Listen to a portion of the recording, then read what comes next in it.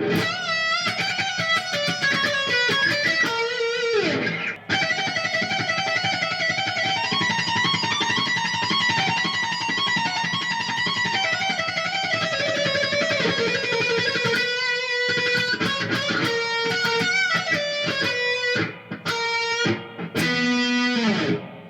everyone, welcome back to Shred Guitar in the 80s.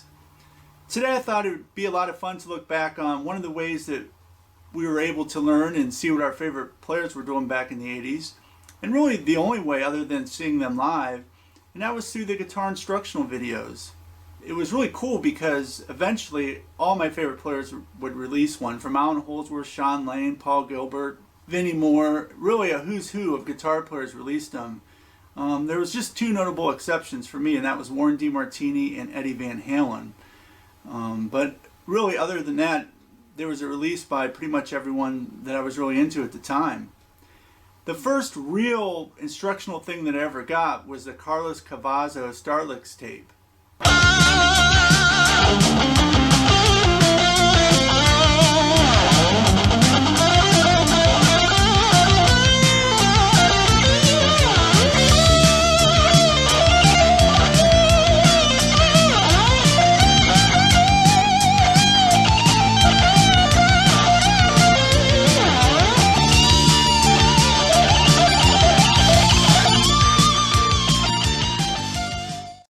I was a big fan of Quiet Riot at the time. Mental Health came out and it just kind of took the world by storm.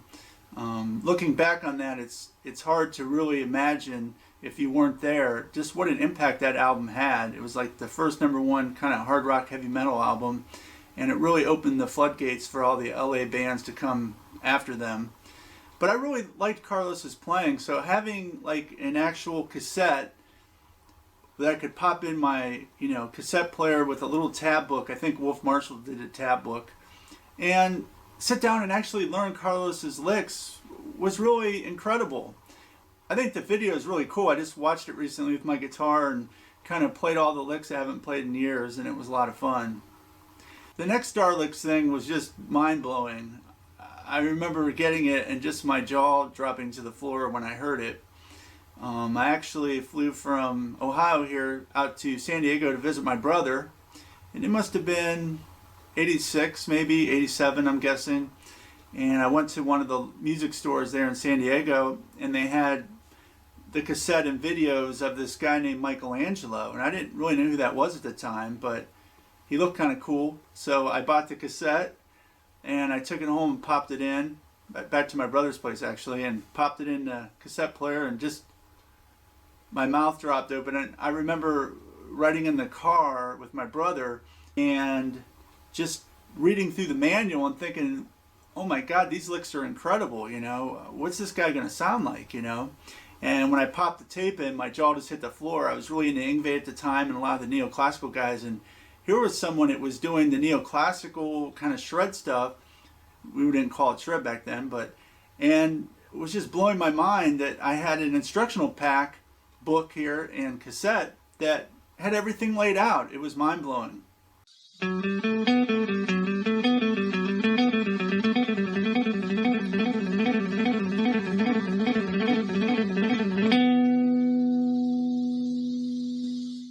That must have been the spring of '87 that I got the Starlicks cassette, because the fall of that year I went to see Vinnie Moore in a clinic, and Vinnie Moore is just like, at the time, was one of my top two guys. I was so into Vinnie and Yngwie there for a while that, I tried to learn everything I could from those two. The Mind's Eye album, just as I talk about a lot on my channel, just had a huge impact on me.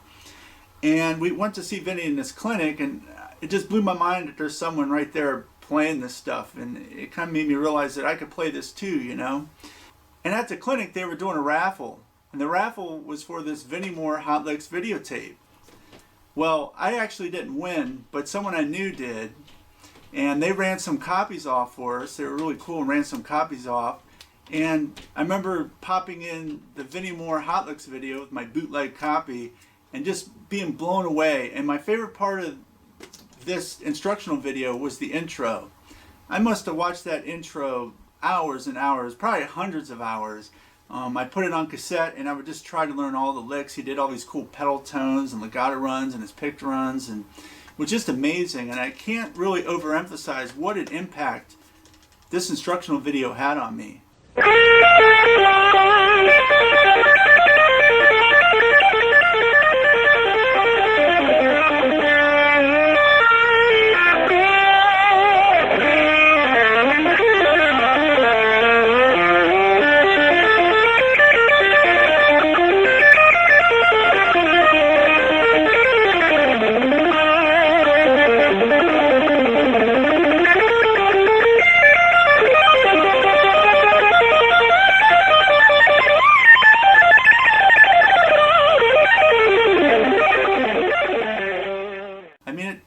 Changed the way I played in a lot of ways, and I kind of had an elbow technique like Vinnie, so it gave me a lot of confidence in that. And this Hot Licks one was just really, this is the one, you know. For some people it was the Paul Gilbert Intense Rock, and while that one had a huge impact on me and I learned a lot of those licks, and I'll talk about that in a future episode, it's really this Vinnie Moore Hot Licks one that set me on my way. So after that, I just tried to get any instructional video from a player that I liked that I could find or afford. At the time, they were pretty expensive. A buddy of mine ran off Intense Rock 1 for me, so I had a copy of that. Was just really into that. Then I went out and bought the Paul Gilbert Intense Rock 2. Intense Rock 1 was just so influential, and Paul had these funny little skits in it, and his playing was just incredible. It's one of the better videos ever made in terms of instructional. It just set the groundwork kind of for everyone to come after it. Intense Rock 2 was really cool also. Then, you know, they released like Joey Tafoya, I got that. And then I went out and got the Yngwie, the George Lynch, you know, Sean Lane. By the early 90s, Sean Lane would have some, a whole bunch of different players. Another video that made a big impact on me was the Tony Macalpine instructional video.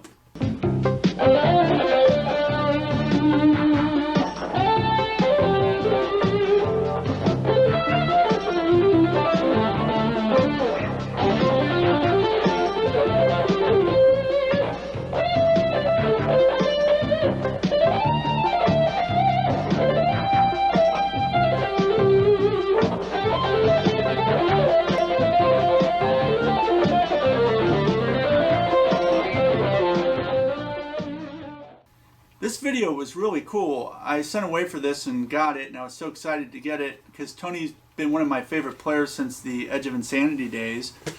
And when I popped it in, it was just everything I wanted it to be. He kind of had everything divided into sections like picking, legato, sequences, and tapping, I believe. He did a lot of improvising in this video. Parts of this video are actually up on YouTube if you want to check it out.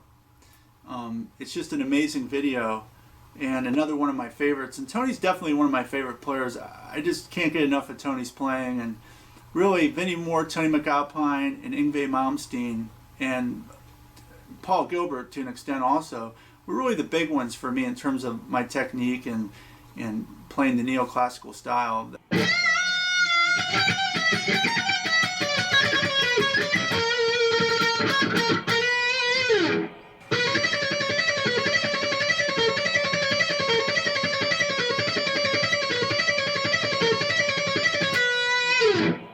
Here's a little lick you can try. It's a great string crossing picking lick. It also has some nice kind of chord tones to it, and it almost has kind of a pedal tone feel.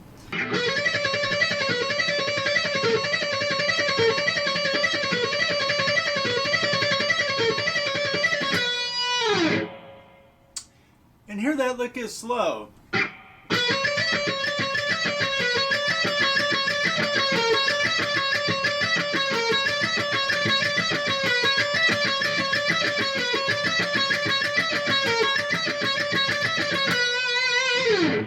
And the notes are, we're going to play 16 on the third string, then on the second string 14, 15, 17, 15, 14. So we get this kind of lick.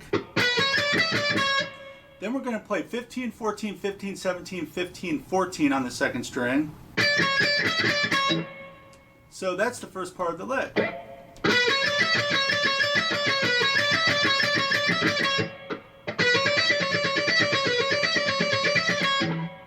And then we play 15 on the third string and play the rest of the lick the same. And we just alternate back and forth between the two of them. It's a great workout, and I would go for the swinging feel, that swinging triplet feel, and synchronization over speed. Now you want to play fast to where you're going to use your technique when you play fast, but you want to do it at a tempo where you have some control. You can do the first part of the lick and just repeat it over and over, and it's a really great string crossing lick. And just remember to make that triplet really come out, make the triplet feel really come out.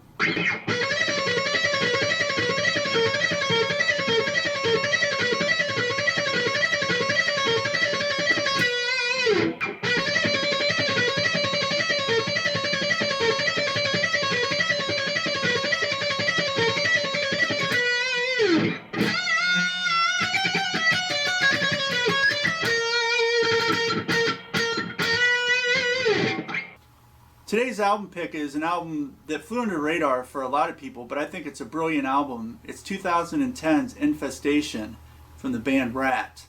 The killer thing about this album is they have Carlos in the band, Carlos Cavazo, and he actually contributed a lot to this record. His playing's amazing on it, and Warren's always amazing.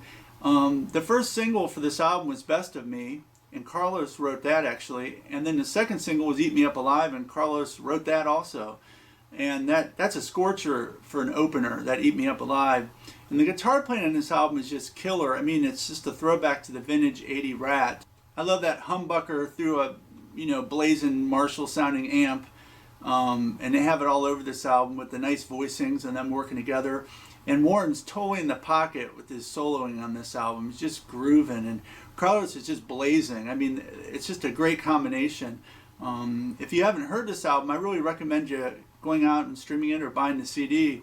And if you have heard it, you probably know it's a killer album, and maybe pull it out and listen to it again.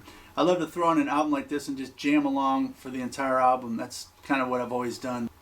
This is a great one, 2010, Ratt Infestation. Well, thanks a lot for joining me, and if you like this, please like and subscribe to my channel, and I really appreciate everyone who has done that. I really enjoy reading your comments, and I try to answer them all. And I just really love spreading the gospel of guitar playing, and especially from this era. I'm having a blast kind of reliving my memories from this era. So thanks a lot, and I hope you are all doing well and staying safe, and have fun picking.